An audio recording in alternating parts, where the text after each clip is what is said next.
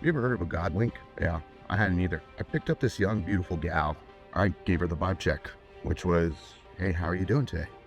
Right when she gets in the car. And she just tells me I'm having a terrible week, just terrible. And I ask her, like, well, what's going on? She tells me that she had lost her job that week via text, and that the guy who she thought was the love of her life broke up with her via text. So I immediately gave her a rock, which cheered her up. And she said, sir, you don't know what this means to me right now. And I could tell she was going through something. And then she asked me, sir, have you ever heard of a God's wink? I was like, no, never heard that. I've never heard that term. What is that? So she explained it to me like this, that everyone that you meet in this world and have that interaction with, you're meant to have that interaction somehow, some way.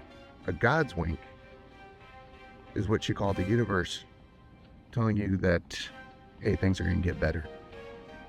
So she called my rock a God's wink, which is a great compliment. I do firmly believe that we are meant to meet the people that we meet in our journey. And then she asked me, sir, have you ever had a God's wink? I had to think about it for a second.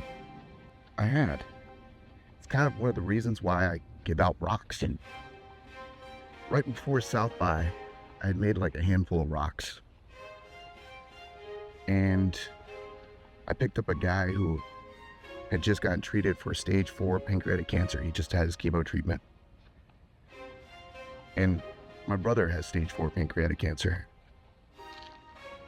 And I gave the guy a rock. And the guy, he just brightened up.